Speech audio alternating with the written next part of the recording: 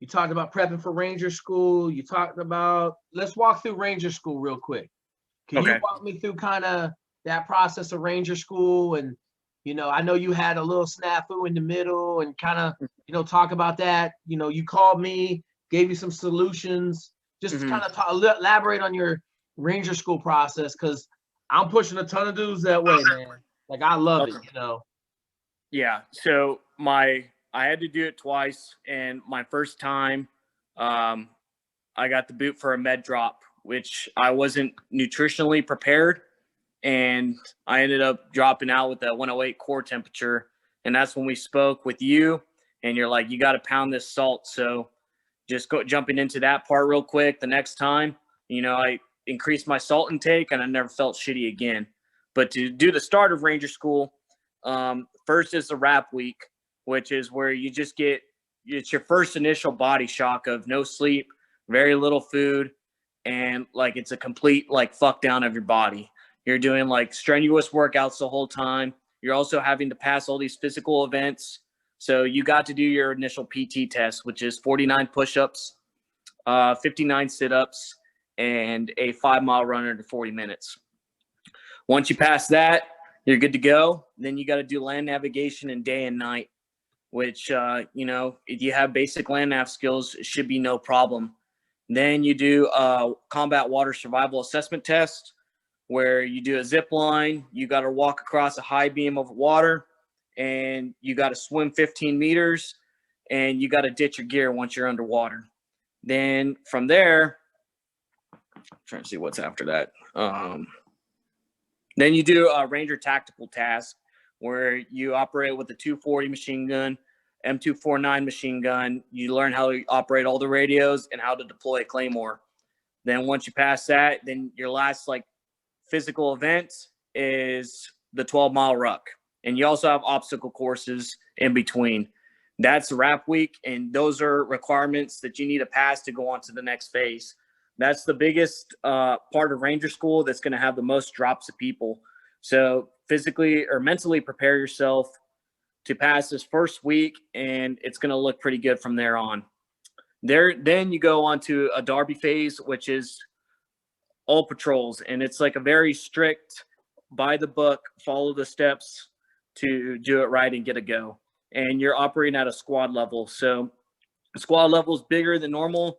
You usually operate from 10 to 15 people, and you have a gun attachment, and you do recon and ambush missions, as well as like a react to contact and typical IDF. Once you pass Darby, you go on to mountains. And need to know, to boost yourself mentally, is once you pass each of these phases, the percentage of you graduating Ranger School just goes higher and higher and higher. Once you go to mountain phase, that's where, to me personally, was like the most beat down of my body.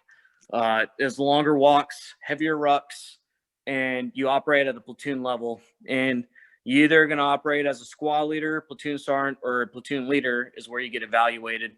And you get maybe about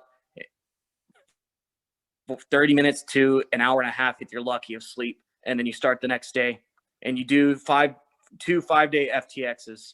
So that one is completely raids, ambushes, and, normal like infantryman procedures of indirect fire and reactive contact. And this is where you get a little bit more freedom. You got to do a little bit stuff by the books, and which, an example, like a patrol base at night. And you get, like I said, just get a little bit more freedom. Once you get your 2 goes in there, or once you get your 1 go in there, you get to progress onto Florida phase. And that is probably the one phase where the Ranger instructors don't care what you do.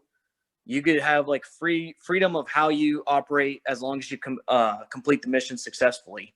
And they're going to quiz you on like, why did you do it a certain way? And that's where you have to say with confidence, like, I did it this way because of this reason. There's no like stuttering, because like once you start to stutter, they know that as a leader, you're not very capable of making your own decisions. You just kind of like guessed. But if you have strong leadership skills and you can confidently say why you complete this mission, it'll make them be like, okay, I can see why he did that. And this is where it's total rain. Like, and another way that I passed Ranger School is I didn't look at it as a school. I looked at it like I'm real life and I'm deployed with my guys and I don't want them to get killed. And I made it as real as it can be, which also made it fun because you are going to say to yourself, why the hell am I here about 100 times? And then if you just keep your mind away from that mentality, you're going to go like 62 and through and kick ass at it. But a major preparation for Ranger School is probably not physically, it's more mentally.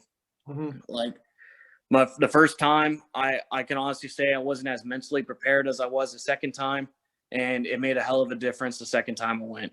And there's no shame in failing the first time. Of course, everybody's going to want to pass, but you just got to jump back on that horse and get after it. Yep. Like, accept it with failure, learn from your mistakes, and go conquer the next time. Yep. So after Florida phase, what you got? Is that the end? That's the end. Yeah. Okay, awesome. So then you tabbed up, big day.